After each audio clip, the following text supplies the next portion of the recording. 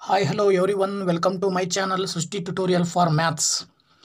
ನಾನು ನಿಮ್ಮ ಪರಶುರಾಮ್. ಇವತ್ತಿನ ದಿನ ನಾನು ನವೋದಯ ಹಾಗೂ ಮೊರಾರ್ಜಿ ಅದೇ ರೀತಿ ಕಿತ್ತೂರು ರಾಣಿ ಚೆನ್ನಮ್ಮ ವಸತಿ ಶಾಲೆಗಳಿಗೆ ಪ್ರವೇಶ ಪರೀಕ್ಷೆಗೆ ಸಂಬಂಧಪಟ್ಟಾಗೆ ಅದರ ಒಂದು ತಯಾರಿಗಾಗಿ ಗಣಿತ ಪ್ರಶ್ನೆಗಳನ್ನು ಮಾದರಿ ಪ್ರಶ್ನೆಗಳನ್ನು ನಾನು ನಿಮ್ಮ ಜೊತೆ ಹಂಚ್ಕೊಳ್ತಾ ಇದ್ದೀನಿ. ಇಲ್ಲಿ ನನ್ನ ಹತ್ರ ಕೆಲವು ಪ್ರಶ್ನೆಗಳಿದ್ದಾವೆ. ಗಣಿತ ವಿಚಾರಕ್ಕೆ ಸಂಬಂಧಪಟ್ಟಾಗೆ ಗಣಿತ ವಿಷಯಕ್ಕೆ ಯಾವ ರೀತಿಯ ಪ್ರಶ್ನೆಗಳು ಬರ್ತವೆ ಅಂತಕ್ಕಂಥದ್ದನ್ನು ನಾವಿಲ್ಲಿ ನೋಡ್ಬೋದು. ಓಕೆನಾ? ಈಗ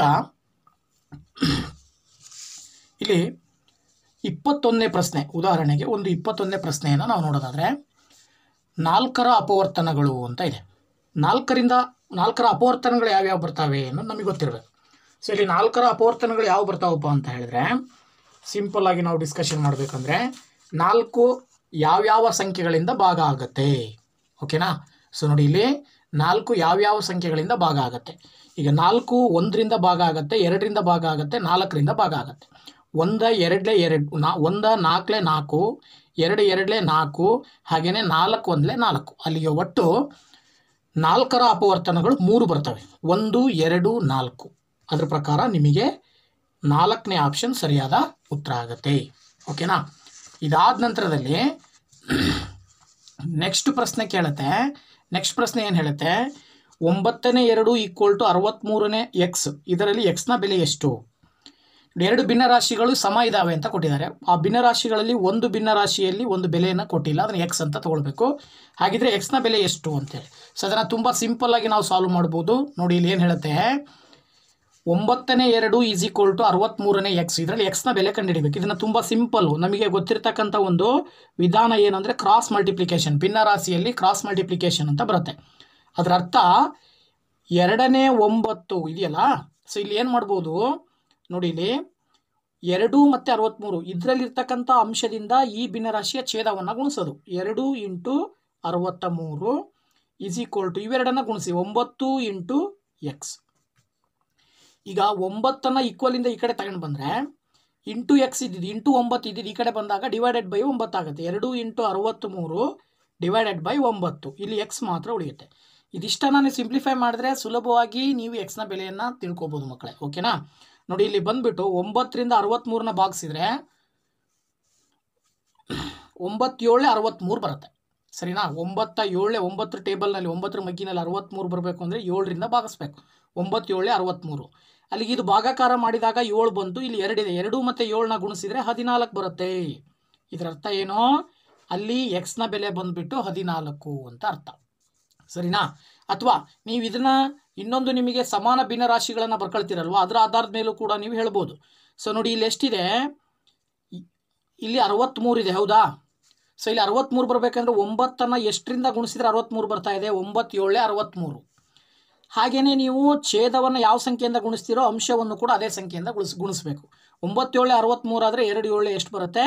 14. ಈ ರೀತಿ ಸುಲಭ ವಿಧಾನವನ್ನು ಕೂಡ ನಾವು ಬಳಕೆ ಮಾಡಿ ಈ ಪ್ರಶ್ನೆಗೆ ಉತ್ತರವನ್ನು ಹೇಳ್ಬೋದು. ಸರಿಯಾದ ಉತ್ತರ ಬಂದು 14. ಸರಿನಾ ಮಕ್ಕಳ? ನೆಕ್ಸ್ಟ್ ಪ್ರಶ್ನೆಗೆ ಹೋಗೋಣ. 23ನೇ ಪ್ರಶ್ನೆ ಏನು ಹೇಳುತ್ತೆ?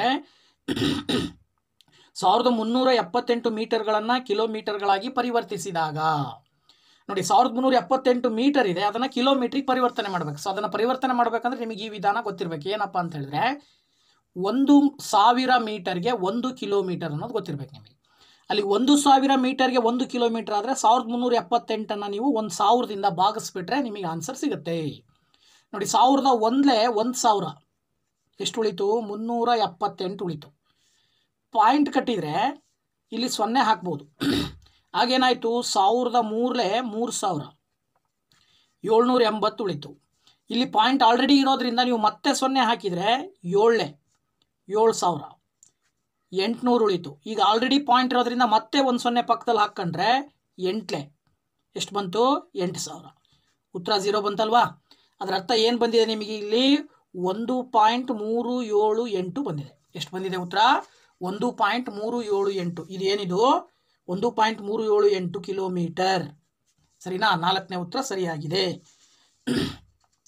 ನೆಕ್ಸ್ಟ್ 24ನೇ ಪ್ರಶ್ನೆ. 10y 80 ಆದರೆ y ನ ಬೆಲೆ ಎಷ್ಟು? ತುಂಬ ಸಿಂಪಲ್ ಆಗಿರ್ತಕ್ಕಂಥ ಪ್ರಶ್ನೆ.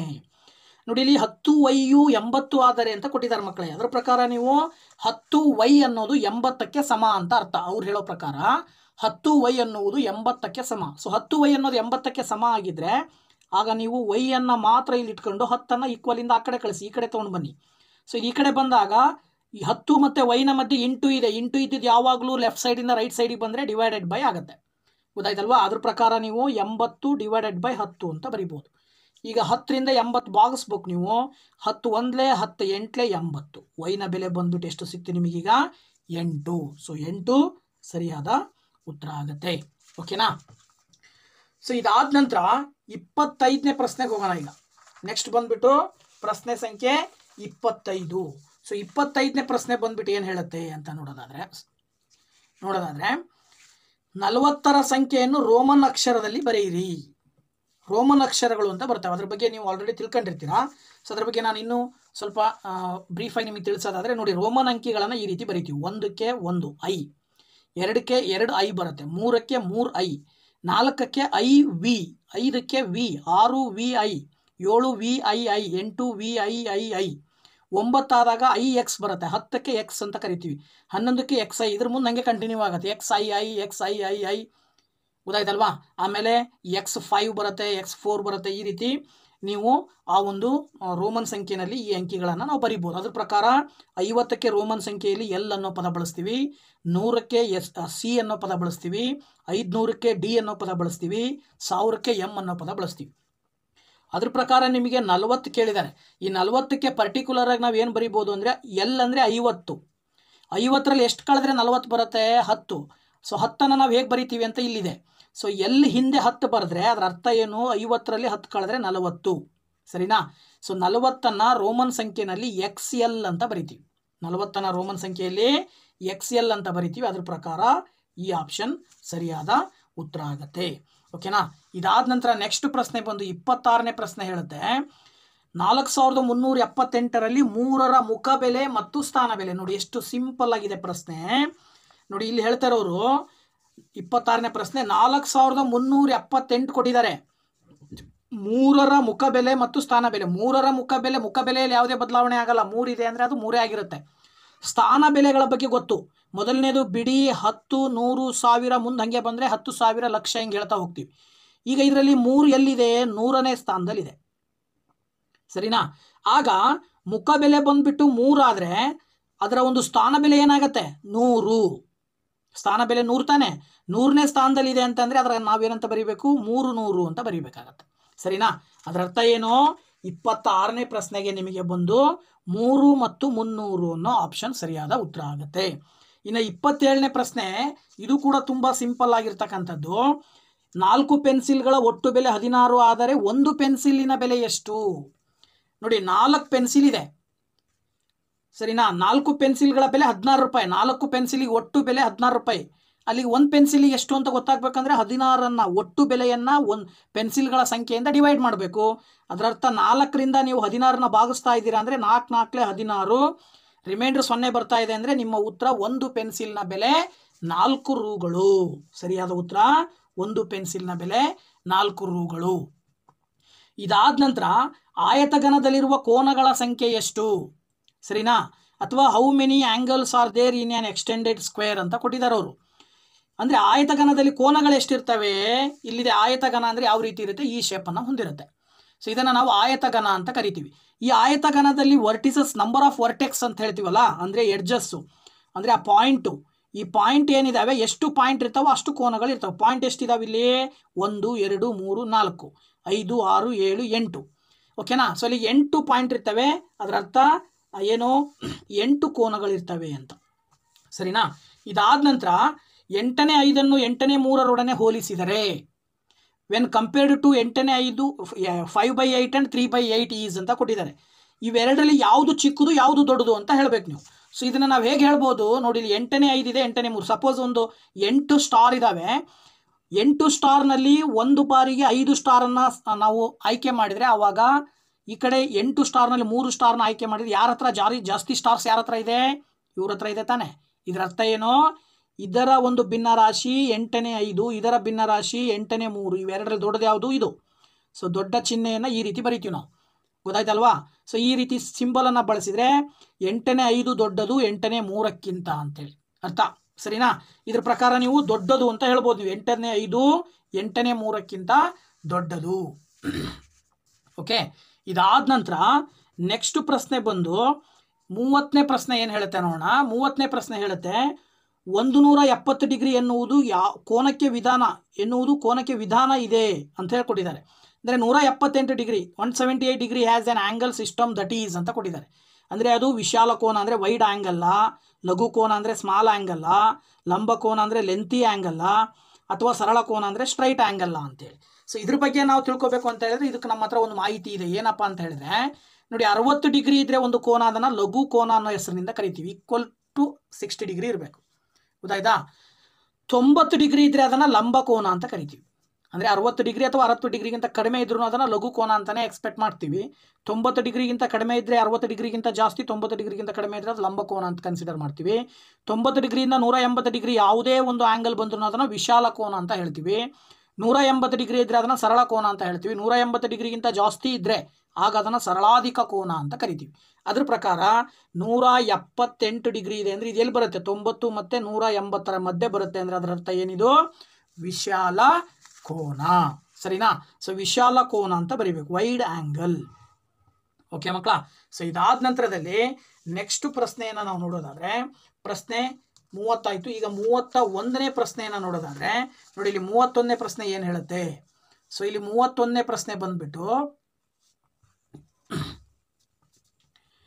3 ಸೆಂಟಿಮೀಟರ್ ತ್ರಿಜ್ಯವುಳ್ಳ ವೃತ್ತವೊಂದು ಹೊಂದಿರುವ ವ್ಯಾಸ, a circle whose radius is 3 centimetre ಅಂತ ಕೊಟ್ಟಿದ್ದಾರೆ, ಸರಿನಾ? ಅಂದರೆ ಒಂದು ವೃತ್ತ 3 ಸೆಂಟಿಮೀಟರ್ ತ್ರಿಜ್ಯವನ್ನು ಹೊಂದಿದೆ ಅಂದರೆ ಅದರ ವ್ಯಾಸ ಎಷ್ಟಿರುತ್ತೆ ನೋಡಿ. ಇದು ಒಂದು ವೃತ್ತ. ಈ ವೃತ್ತದಲ್ಲಿ ಇಲ್ಲಿಂದ ಇದನ್ನು ಓ ಸೆಂಟರ್ ಅಂತ ಕರಿತೀವಿ, ಮಧ್ಯ ಬಿಂದು. ವೃತ್ತದ ಕೇಂದ್ರ ಬಿಂದು ಓ ಆದರೆ ಓದಿಂದ ಇದು ಬಿ ಅಂತ ಕನ್ಸಿಡರ್ ಮಾಡಿದರೆ ಓದಿಂದ ಬಿ ಇದನ್ನು ತ್ರಿಜ್ಯ ಅಂತ ಹೇಳ್ತೀವಿ. ವ್ಯಾಸ ಅಂದರೆ ಏನಾಗಿರುತ್ತೆ ಅಂದರೆ ಇದು ಎ ಅಂತ ಕನ್ಸಿಡರ್ ಮಾಡಿದರೆ ಎದಿಂದ ಬಿ, ಎ ಬಿ ಕಂಪ್ಲೀಟ್ ಇದೇನಿದು ವ್ಯಾಸ. ಸೊ ಈ ವ್ಯಾಸ ಮತ್ತು ತ್ರಿಜ್ಯದ ಮಧ್ಯೆ ಏನಪ್ಪ ರಿಲೇಷನ್ ಇರುತ್ತೆ ಅಂದರೆ ತ್ರಿಜ್ಯ ಎಷ್ಟಿರುತ್ತೋ ಅದರ 2ರಷ್ಟು ವ್ಯಾಸ ಇರುತ್ತೆ. ಅಂದರೆ ಡಿ ವ್ಯಾಸ is equal to 2 into R ಅಂತ ಹೇಳ್ತೀವಿ. ಅದರ ಅರ್ಥ ವ್ಯಾಸ ತ್ರಿಜ್ಯದ 2ರಷ್ಟು ಇರುತ್ತೆ ಅಥವಾ ತ್ರಿಜ್ಯ ವ್ಯಾಸದ ಅರ್ಧದಷ್ಟಿರುತ್ತೆ. ಅದ್ರ ಪ್ರಕಾರ ಅವರು 3 ಸೆಂಟಿಮೀಟ್ರ್ ಕೊಟ್ಟಿದ್ದಾರೆ. ತ್ರಿಜ್ಯ 3 ಸೆಂಟಿಮೀಟ್ರ್ ಆದರೆ ವ್ಯಾಸ ಏನಾಗುತ್ತೆ? ಅದರ 2ರಷ್ಟು ಅಂದರೆ 2 3 6 ಸೆಂಟಿಮೀಟ್ರ್ ಬರುತ್ತೆ. ಆ ಒಂದು ವೃತ್ತದ ವ್ಯಾಸ ಬಂದ್ಬಿಟ್ಟು ಎಷ್ಟು? 6 ಸೆಂಟಿಮೀಟರ್. ಇದಾದ ನಂತರ ನೆಕ್ಸ್ಟ್ ಪ್ರಶ್ನೆ 32ನೇ ಪ್ರಶ್ನೆ ಇದೆ. ಅದು ಹೇಳುತ್ತೆ ನೋಡ್ರಿ ಮಕ್ಕಳು, ಏನು ಹೇಳುತ್ತೆ? 9 ಮೀಟರ್ ಉದ್ದದಲ್ಲಿ ಎಷ್ಟು ಸೆಂಟಿಮೀಟರ್ಗಳಿವೆ ನೋಡಿ. 9 ಮೀಟರ್ನಲ್ಲಿ ಎಷ್ಟು ಸೆಂಟಿಮೀಟರ್ ಅಂದರೆ ನೀವು ಇಲ್ಲಿ ಮತ್ತೆ ಬರಬೇಕೇನು? 1 ಮೀಟರ್ಗೆ ಎಷ್ಟು ಸೆಂಟಿಮೀಟ್ರು? 1 ಮೀಟರ್ಗೆ 100 ಸೆಂಟಿಮೀಟ್ರ್. ಅಲ್ಲಿಗೆ 9 ಮೀಟ್ರಿಗೆ ಎಷ್ಟಾಗುತ್ತೆ? 100ಅನ್ನು 9ರಿಂದ ಗುಣಿಸ್ಬೇಕು. 1 ಮೀಟರ್ಗೆ 100 ಸೆಂಟಿಮೀಟ್ರ್ ಆದರೆ 9 ಮೀಟರ್ಗೆ 9 ಇಂಟು 100 ಮಾಡಿದರೆ 900 ಸೆಂಟಿಮೀಟರ್ ಬಂತು, ಸರಿನಾ? 9 ಮೀಟರ್ನ ನಾವು ಸೆಂಟಿಮೀಟರ್ನಲ್ಲಿ ಹೇಳಿದ್ರಾಗ ಏನಾಗುತ್ತೆ? 900 ಸೆಂಟಿಮೀಟರ್ ಸರಿಯಾದ ಉತ್ತರ ಆಗುತ್ತೆ ಮಕ್ಕಳೇ. ಓಕೆ, ಇದೇ ರೀತಿ ಸಿಂಪಲ್ ಆಗಿರೋ ಇನ್ನೂ ಕೆಲವು ಕ್ವಶನ್ಸ್ ಇದ್ದಾವೆ ನೋಡಿ. ಇಲ್ಲಿ 33ನೇ ಪ್ರಶ್ನೆ 5 ಸೆಂಟಿಮೀಟರ್ ಉದ್ದವುಳ್ಳ ಚೌಕದ ಸುತ್ತಳತೆಯು ಇರುವುದು ಅಂತ ಕೊಟ್ಟಿದ್ದಾರೆ. If a square's length is 5 centimetre its circumference. ಸುತ್ತಳತೆ ಕಂಡುಹಿಡಿಬೇಕು. ಚೌಕ ಅಂತಂದಾಗ ಇಲ್ಲಿ ಬರುತ್ತೆ ನೋಡ್ರಿ ನಿಮಗೆ, ಇದು ಚೌಕ. ಈ ಚೌಕದ ಏನು ವಿಶೇಷತೆ ಏನಪ್ಪ ಅಂದರೆ ಚೌಕದಲ್ಲಿ ಬರುವ ಎಲ್ಲ ಬಾಹುಗಳು ಸಮ ಇರ್ತವೆ. ಎ ಬಿ ಎಷ್ಟಿರುತ್ತೋ ಬಿ ಸಿನೂ ಅಷ್ಟೇ ಇರುತ್ತೆ, ಸಿ ಡಿನೂ ಅಷ್ಟೇ ಇರುತ್ತೆ, ಎ ಡಿನೂ ಅಷ್ಟೇ ಇರುತ್ತೆ. ಎ ಬಿ ಕೊಟ್ಟಿದ್ದಾರೆ 5 ಸೆಂಟಿಮೀಟರ್, ಅಲ್ಲಿ ಇದು ಕೂಡ 5 ಸೆಂಟಿಮೀಟರ್ ಇರುತ್ತೆ, ಇದು ಕೂಡ 5 ಸೆಂಟಿಮೀಟರ್ ಇರುತ್ತೆ, ಇದು ಕೂಡ 5 ಸೆಂಟಿಮೀಟರ್ ಇರುತ್ತೆ. ಅಲ್ಲಿಗೆ ನಿಮಗೆ ಈ ಚೌಕದ ಸುತ್ತಳತೆ ಬೇಕಂದ್ರೆ ಎಲ್ಲ ಬಾಹುಗಳನ್ನು ಕೂಡ್ತಾ ಹೋಗಬೇಕು. ಸೊ ಅದರ ಪ್ರಕಾರ ನಿಮಗೆ ಚೌಕದ ಸುತ್ತಳತೆ ಕಂಡುಹಿಡಿಯಲಿಕ್ಕೆ ಒಂದು ಫಾರ್ಮುಲಾ ಬರುತ್ತೆ, 4 ಇಂಟು ಎ. ಎ ಅಂದರೆ ಬಾಹುವಿನ ಅಳತೆ, 4 ಅಂದರೆ ಬಾಹುಗಳು ಎಷ್ಟಿದಾವೆ? 4 ಇದ್ದಾವೆ. 4 ಸಮ ಇರೋದ್ರಿಂದ 4 ಇಂಟು ಎ ಅಂತ ಹೇಳ್ತೀವಿ. ಅಲ್ಲಿಗೆ 4 ಇಂಟು ಎಷ್ಟಿದಾವೆ ಬಾಹುಗಳು? ಪ್ರತಿಯೊಂದು ಬಾಹುಗಳ ಒಂದು ಅಳತೆ ಬಂದು 5 ಇದೆ. ಅದರ ಅರ್ಥ ಏನು? 4 5 20. ಸೊ ಅಲ್ಲಿಗೆ ಆ ಚೌಕದ ಸುತ್ತಳತೆ ನಿಮಗೆ ಸಿಕ್ತು. ಎಷ್ಟಿರುತ್ತಂತೆ? 20 ಸೆಂಟಿಮೀಟರ್ ಇರುತ್ತೆ. ಇನ್ನು 20ರಿಂದ 30ರ ನಡುವೆ ಇರುವ ಅವಿಭಾಜ್ಯ ಸಂಖ್ಯೆಗಳು ಅಂತ ಪ್ರಶ್ನೆ. The prime numbers between 20 and 30. ಓಕೆನಾ? ಸೊ ಇದನ್ನ ಹೆಂಗೆ ಕಂಡುಹಿಡಿಯೋದು ನೋಡಿ. ಇದು 20 ಮತ್ತು 30ರ ಮಧ್ಯೆ ಇರೋ ಸಂಖ್ಯೆಗಳನ್ನು ಬರೆದಿದ್ದೀನಿ ನಾನು. ಇಲ್ಲಿ ನಿಮಗೆ ಅವಿಭಾಜ್ಯ ಸಂಖ್ಯೆ ಅಥವಾ ಪ್ರೈಮ್ ನಂಬರ್ ಅಂದರೆ ಏನು ಅರ್ಥಪ್ಪ ಅಂದರೆ 1 ಮತ್ತು ಅದೇ ಸಂಖ್ಯೆ, 1 ಮತ್ತು ಅದೇ ಸಂಖ್ಯೆ ಬಿಟ್ಟರೆ ಬೇರಾವುದೇ ಸಂಖ್ಯೆಯಿಂದ ಭಾಗ ಆಗಬಾರ್ದು, ಅಂಥವುಗಳನ್ನು ಅವಿಭಾಜ್ಯ ಸಂಖ್ಯೆಗಳು ಅಂತ ಕರಿತೀವಿ. ಈಗ 21 ಇದೆ, 21ರ ಅಪವರ್ತನಗಳ ಬರೆದಿದ್ದೀನಿ ನಾನು. 3 7 3 7 21. ಅದರ ಅರ್ಥ ಏನು? 1 ಮತ್ತು 21 ಬಿಟ್ಟು ಬೇರೆ ಸಂಖ್ಯೆಯಿಂದ ಇದು ಡಿವೈಡ್ ಆಗುತ್ತೆ ಅಂದರೆ ಇದು ಅಲ್ಲ. ಇದು 11 2 22 ಬರ್ತಾ ಇದೆ ಅಂದರೆ ಇದು ಅಲ್ಲ. ಇದು 23 ಒಂದಲೇ 23 ಬರ್ತಾ ಇದೆ, ಬೇರೆ ಸಂಖ್ಯೆಗಳಿಂದ ಭಾಗ ಆಗ್ತಾ ಇಲ್ಲ ಅಂದರೆ ಇದು ಅವಿಭಾಜ್ಯ ಸಂಖ್ಯೆ ಹೌದು. 24 12 24, ಸೊ ಇದು ಅಲ್ಲ. 5 5 25 ಇದು ಅಲ್ಲ. 13 2 26 ಇದು ಅಲ್ಲ. 9 3 27 ಇದು ಅಲ್ಲ. ಈಗ 7 4 28 ಇದು ಇಲ್ಲ. 29 ಒಂದಲೇ 29 ಬೇರೆ ಸಂಖ್ಯೆಗಳಿಂದ ಭಾಗ ಆಗ್ತಾ ಇಲ್ಲ ಅಂದರೆ ಇದು ಕೂಡ ಹೌದು. ಅಲ್ಲಿಗೆ 20 ರಿಂದ 30 ಮಧ್ಯೆ ಎಷ್ಟು ಅವಿಭಾಜ್ಯ ಸಂಖ್ಯೆಗಳು ಸಿಕ್ಕುವು ನಿಮಗೀಗ? ಒಟ್ಟು ಅವಿಭಾಜ್ಯ ಸಂಖ್ಯೆಗಳು 2, 23 ಮತ್ತು 29. ಸರಿನಾ? ಸೊ ಇದರ ಅರ್ಥ ಇಲ್ಲಿ 23 ಮತ್ತು 29, 34ನೇ ಆಪ್ಷನ್ ಸರಿಯಾದ ಉತ್ತರ ಆಗುತ್ತೆ. ಇದಾದ ನಂತರ 35ನೇ ಪ್ರಶ್ನೆಗೆ ಹೋಗೋಣ ನಾವೀಗ. ಸೊ 35ನೇ ಪ್ರಶ್ನೆ ಏನು ಹೇಳುತ್ತೆ? ಕೆಳಗಿನ ಆಕೃತಿಯಲ್ಲಿ ತೋರಿಸಿರುವ ಬಿಂದುಗಳ ಸಂಖ್ಯೆ. ತುಂಬ ಸಿಂಪಲ್ ನೋಡಿ, ಇಲ್ಲಿ ಆಕೃತಿ ಕಾಣ್ತಾ ಇದೆ, ಇದರಲ್ಲಿ ಬಿಂದುಗಳ ಸಂಖ್ಯೆ ಎಷ್ಟಿದಾವೆ ಅಂತ ಹೇಳಬೇಕು. 1 2 3 4, ಮತ್ತೆ ಇದನ್ನು ಕೌಂಟ್ ಮಾಡಬೇಕು. ಈಗ 5 6 7 8 9, ಆಮೇಲೆ ಮತ್ತೆ ಇದು ಮೇಲ್ಗಡೆ ಅದು 10 11 12 13 14 15 16. ಸರಿನಾ? ಸೊ 16 ಸಂಖ್ಯೆಗಳು ಬರ್ತವೆ. ಓಕೆ, 16 ಬಿಂದುಗಳು ಬರ್ತವೆ. ಇನ್ನು 36ನೇ ಪ್ರಶ್ನೆ, 1 ರಿಂದ 50ರವರೆಗೆ ಎಷ್ಟು ವರ್ಗ ಸಂಖ್ಯೆಗಳಿವೆ? 1 ರಿಂದ 50 ಮಧ್ಯೆ ವರ್ಗ ಸಂಖ್ಯೆಗಳೆಷ್ಟು? ವರ್ಗ ಸಂಖ್ಯೆ ಅಂದರೆ ಏನು? ಒಂದು ಸಂಖ್ಯೆಯನ್ನು 2 ಬಾರಿ ಗುಣಿಸಿದಾಗ ಬರುವ ಮೊತ್ತ, ಪ್ರಾಡಕ್ಟ್ ಏನಿದೆ ಗುಣಲಬ್ಧ, ಅದನ್ನು ನಾವು ವರ್ಗ ಸಂಖ್ಯೆ ಅಂತ ಕರಿತೀವಿ. ಈಗ ಉದಾಹರಣೆ 1 ಇದೆ, 1ಅನ್ನು ಮತ್ತೆ 1 ರಿಂದ ಗುಣಿಸಿದ್ರೆ 1 ಬರಬೇಕು, ಅಲ್ಲಿಗೆ 1 ಅನ್ನೋದು ಇದು ಒಂದು ವರ್ಗ ಸಂಖ್ಯೆ. 2 ಸರಿ ಗುಣಿಸಿದ್ರೆ 2 2 4 ವರ್ಗ ಸಂಖ್ಯೆ, 3 3 9 ವರ್ಗ ಸಂಖ್ಯೆ, 4 4 16 ಕೂಡ ವರ್ಗ ಸಂಖ್ಯೆ, 5 5 25 ವರ್ಗ ಸಂಖ್ಯೆ, 6 6 36, 7 7 49. ಇದಾದ ನಂತರ ಯಾವ ಸಂಖ್ಯೆ ಬರುತ್ತೆ? 8 ಬರುತ್ತೆ. ಆ್ಯಕ್ಚುಲಿ 8 8 ಎಷ್ಟು ಬರುತ್ತೆ ನಿಮಗೆ? 64. ಬಟ್ ಅವ್ರು ಕೇಳಿರೋದು 1 ರಿಂದ 50ರವರೆಗೆ ಅಂತ ಕೊಟ್ಟಿದ್ದಾರೆ ಅವರು. ಸೊ 1 ರಿಂದ 50 ಅಂದರೆ ಇಲ್ಲಿ ತನಕ ಅಷ್ಟೇ ತೊಗೊಳ್ಬೇಕು ನೀವು. ಎಷ್ಟು ಬಂದು ಅಲ್ಲಿಗೆ? 1 2 3 4 5 6 7 ಸಂಖ್ಯೆಗಳು ಬಂದು. ಅರ್ಥ ಆಯ್ತಲ್ವಾ? ಸೊ 1 ರಿಂದ 50ರವರೆಗೆ ಎಷ್ಟು ವರ್ಗ ಸಂಖ್ಯೆಗಳಿರುತ್ತವೆ ಅಂದರೆ 7 ಇರುತ್ತವೆ ಅಂತ ಅರ್ಥ. ಓಕೆ, ಸೊ ಇದಾದ ನಂತರದಲ್ಲಿ ನೆಕ್ಸ್ಟ್ ಪ್ರಶ್ನೆ ನೋಡೋಣ. ಈಗ 37ನೇ ಪ್ರಶ್ನೆ ಏನು ಹೇಳುತ್ತೆ? ಸೊ ನೋಡಿ, 37th ಕ್ವಶನ್ ಏನು ಹೇಳುತ್ತೆ? 12 ಗಂಟೆಗಳುಳ್ಳ ಗಡಿಯಾರದ ಪ್ರಕಾರ 14 ಗಂಟೆ ಎಂದರೇನು? According to a clock of 12 hours, what is 14 hours? ಅಂದರೆ ಗಂಟೆ 12 ತೋರಿಸ್ತದೆ, ಅದರಲ್ಲಿ 14 ಗಂಟೆ ಅಂತಂದರೆ ಏನು ಅರ್ಥ ಆಗುತ್ತೆ? 1 AM 2 AM 2 PM 1 PM ಅಂತ ಕೊಟ್ಟಿದ್ದಾರೆ. ಸರಿನಾ? ಇದ್ರ ಬಗ್ಗೆ ನಾವು ಹೇಳಬೇಕು ಅಂತ ಹೇಳಿದರೆ, ನಾವು ಫಸ್ಟು 14ರಲ್ಲಿ 12 ಕಳ್ಕೊಂಡ್ರೆ ನಿಮಗೆ 2 ಉಳಿಯುತ್ತೆ. ಇದರ ಅರ್ಥ ಏನು? 2 ಗಂಟೆ ಅಂತ. ಅದು AM PM ನೋಡಿ, 14 ಆಗಿರೋದ್ರಿಂದ ಅದು PM ಆಗುತ್ತೆ. ಸರಿನಾ? AM ಆಗಬೇಕು ಅಂದರೆ ಆ್ಯಕ್ಚುಲಿ ಏನಾಗಬೇಕದು? 2 ಗಂಟೆ. 2 ಗಂಟೆ ಇದ್ರೆ ಅದನ್ನು AM ಅಂತ ಹೇಳ್ತೀವಿ. 2 ಗಂಟೆನೇ ಇರುತ್ತೆ AMಗಾದರೆ. PMಗೆ ಮಾತ್ರ 14 ಗಂಟೆಯನ್ನು ತೋರಿಸುತ್ತೆ. ಅದ್ರ ಪ್ರಕಾರ 2 ಗಂಟೆ 2 PM ಅದು ಸರಿಯಾದ ಉತ್ತರ ಆಗುತ್ತೆ. 37ನೇದಕ್ಕೆ ಆಪ್ಷನ್ ಸಿ. ಓಕೆನಾ? 2 PM. ಇದಾದ ನಂತರ 38ನೇ ಪ್ರಶ್ನೆ ಏನು ಹೇಳುತ್ತಪ್ಪ ಅಂದರೆ, 1.67 ಭಿನ್ನರಾಶಿ ರೂಪದಲ್ಲಿ ಬರೆಯಿರಿ. ನೋಡಿ, 1.67 ಭಿನ್ನರಾಶಿ ರೂಪದಲ್ಲಿ ಬರೀಬೇಕು ಅಂದರೆ ನಮ್ಮ ಹತ್ರ ಒಂದು ಸಿಂಪಲ್ ಮೆಥಡ್ ಏನಪ್ಪ ಅಂದರೆ, 1.67 ಅಂದರೆ ಇದರಲ್ಲಿರೋ ಎಲ್ಲ ಅಂಕಿಗಳನ್ನು ಮೇಲ್ಗಡೆ ಬರೀಬೇಕು. ಅಂಶದಲ್ಲಿ ಛೇದದಲ್ಲಿ ಎಷ್ಟು ಅಂಕಿಗಳ ನಂತರ ಪಾಯಿಂಟ್ ಇದೆಯೋ ಅಷ್ಟು ಸೊನ್ನೆಗಳನ್ನು ಹಾಕಿ ಪಕ್ಕದಲ್ಲಿ 1 ಬರೀಬೇಕು. ಈಗ ಉದಾಹರಣೆ 16.7 ಇದ್ದಿದ್ರೆ ನಾವು ಇದನ್ನು 167 ಡಿವೈಡೆಡ್ ಬೈ 10 ಅಂತ ಬರೀತಿದ್ವಿ. ಯಾಕೆ? 1 ಅಂಕಿಯ ನಂತರ ಪಾಯಿಂಟ್ ಇದ್ದಾಗ. ಇಲ್ಲಿ 2 ಅಂಕಿ ನಂತರ ಪಾಯಿಂಟ್ ಇರೋದ್ರಿಂದ 100. ಗೊತ್ತಾಯ್ತಲ್ಲ? ಇದೇ ಸಂಖ್ಯೆಯನ್ನು 0.167 ಇದ್ದಿದ್ರೆ ಇದನ್ನು ಭಿನ್ನರಾಶಿನಲ್ಲಿ ಬರೆದಿದ್ರೆ ಏನಾಗ್ತಿತ್ತು? 167 ಡಿವೈಡೆಡ್ ಬೈ 1000. 3 ಅಂಕಿ ಆದಮೇಲೆ ಪಾಯಿಂಟ್ ಇರೋದ್ರಿಂದ 3 ಸೊನ್ನೆಗಳನ್ನು 1 ಪಕ್ಕ ಹಾಕಬೇಕಿತ್ತು. ಇಲ್ಲಿ 2 ಅಂಕಿ ಆದಮೇಲೆ ಪಾಯಿಂಟ್ ಇರೋದ್ರಿಂದ 2 ಸೊನ್ನೆಗಳನ್ನು ಹಾಕಿದರೆ 100ನೇ 167. ಅಲ್ಲಿಗೆ 167/100 ಇದು ಸರಿಯಾದ ಉತ್ತರ ಆಗುತ್ತೆ. ಇನ್ನು 39ನೇ ಪ್ರಶ್ನೆ ಹೇಳುತ್ತೆ, ಒಂದು ಅಧಿಕ ವರ್ಷದಲ್ಲಿ ಎಷ್ಟು ದಿನಗಳಿವೆ? How many days are there in a leap year? First ನಮಗೆ ವರ್ಷಕ್ಕೆ ಎಷ್ಟು ದಿನ ಅನ್ನೋದು ಗೊತ್ತಿರಬೇಕು. ಸೊ ನೋಡಿ, ಇಲ್ಲಿ ಪ್ರತಿ ವರ್ಷ ಬರುವ ಒಟ್ಟು ದಿನಗಳ ಸಂಖ್ಯೆ 365. ಅಧಿಕ ವರ್ಷ ಅಂತಂದ್ರೆ ಯಾವಾಗ ಅಂದರೆ 4 ವರ್ಷಕ್ಕೆ ಒಂದು ಬಾರಿ ಫೆಬ್ರವರಿ ತಿಂಗಳಲ್ಲಿ 29 ಡೇಟ್ ಬರುತ್ತೆ. ಯಾವಾಗ? ಫೆಬ್ರವರಿ ತಿಂಗಳಲ್ಲಿ ಪ್ರತಿ ವರ್ಷ 28 ಕೊನೆಯ ದಿನಾಂಕ ಇರುತ್ತೆ. ಬಟ್ ಅಧಿಕ ವರ್ಷದಲ್ಲಿ ಫೆಬ್ರವರಿನಲ್ಲಿ 29 ದಿನಗಳು ಬರ್ತವೆ. ಅಲ್ಲಿಗೆ ಅದರ ಅರ್ಥ ಅದನ್ನೇ ಅಧಿಕ ವರ್ಷ ಅಂತ ಕರೆಯೋದು ನಾವು. ಪ್ರತಿ ವರ್ಷ 365 ಬರೋದು. ಜನವರಿ ಬೇರೆ, ಡಿಸೆಂಬರ್ ತನಕನೂ ಬೇರೆ ಯಾವುದೇ ತಿಂಗಳಲ್ಲೂ ವ್ಯತ್ಯಾಸ ಆಗಲ್ಲ. ಪ್ರತಿ ವರ್ಷದಂತೆ ಅಧಿಕ ವರ್ಷದಲ್ಲೂ 30 31 30 31 ಹಿಂಗೆ ಬರುತ್ತೆ. ಬಟ್ ಫೆಬ್ರವರಿನಲ್ಲಿ 28 ಬರೋದು ಏನಾಯಿತು? 29 ಆಯಿತು ಅಂದರೆ 1 ದಿನ ಜಾಸ್ತಿ ಆಯಿತು ತಾನೆ. ಸೊ ಅಧಿಕ ವರ್ಷದಲ್ಲಿ 1 ದಿನ ಜಾಸ್ತಿ ಆದರೆ 365ಕ್ಕೆ 1 ದಿನ ಸೇರಿದರೆ ಎಷ್ಟಾಯಿತು? 365 366. ಇದು ಯಾರಿಗೆ ಗೊತ್ತಿಲ್ವೋ ದಯವಿಟ್ಟು ತಿಳ್ಕೊಳ್ಳಿ, ಇದ್ರ ಮೇಲೆ ಸಾಕಷ್ಟು ಬಾರಿ ಕ್ವಶನ್ ಕೇಳಿದ್ದಾರೆ. ಸೊ 366 ಸರಿಯಾದ ಉತ್ತರ. ಇನ್ನು 40ನೇ ಪ್ರಶ್ನೆ, ಬಣ್ಣ ಬಳಿದ ಭಾಗದ ಭಿನ್ನರಾಶಿಯ ರೂಪ ಎಂದರೆ ಎಷ್ಟು? What is the portion opposite to the painted portion ಅಂತ ಕೊಟ್ಟಿದ್ದಾರೆ. ಇಲ್ಲಿ ಆ ಚಿತ್ರ ನೋಡಿದರೆ ಸಾಕು, ನೀವು ಹೇಳ್ಬಿಡ್ಬೋದು. ನೋಡಿ ಚಿತ್ರ ಇದೆ, ಈ ಚಿತ್ರವನ್ನು ಎಷ್ಟು ಭಾಗವಾಗಿ ಫಸ್ಟ್ ಡಿವೈಡ್ ಮಾಡಿದ್ದಾರೆ ಕೌಂಟ್ ಮಾಡಿ. 1 2 3 ಅಪ್ ಟು 8 ಭಾಗಗಳಾಗಿ ಡಿವೈಡ್ ಮಾಡಿದ್ದಾರೆ. ಅಲ್ಲಿ ನೀವು ಭಿನ್ನರಾಶಿಯಲ್ಲಿ ಬರೀಬೇಕಾದ್ರೆ ಒಟ್ಟು ಭಾಗಗಳನ್ನು ಛೇದ ಜಾಗದಲ್ಲಿ ಬರೀತೀರಾ. ಮೇಲ್ಗಡೆ ಆಯ್ಕೆ ಮಾಡ್ತಕ್ಕಂತಹ ಭಾಗಗಳ ಸಂಖ್ಯೆಯನ್ನು ಮೇಲ್ಗಡೆ ಬರೀಬೇಕು. ಎಷ್ಟು ಭಾಗಗಳನ್ನು ಆಯ್ಕೆ ಮಾಡಬೇಕಂತೆ? ಬಣ್ಣ ಹಚ್ಚಿರೋ ಭಾಗಗಳನ್ನು ಮಾತ್ರ ಆಯ್ಕೆ ಮಾಡಬೇಕಂದ್ರೆ ಬಣ್ಣ ಯಾವ್ದಾವ್ದು ಹಚ್ಚಿದ್ದಾರೆ? 1 2 3. ಅಲ್ಲಿಗೆ ಇಲ್ಲಿ 3 ಬರೆದ್ರೆ 8ನೇ 3 ಸರಿಯಾದ ಉತ್ತರ. ಸೊ ಅಲ್ಲಿಗೆ ಇದನ್ನು ಭಿನ್ನರಾಶಿಯ ರೂಪದಲ್ಲಿ ಬರೆದ್ರೆ 8ನೇ 3 ಇದು ಸರಿಯಾದ ಉತ್ತರ ಆಗುತ್ತೆ. ಆಯಿತಾ? ಓಕೆ.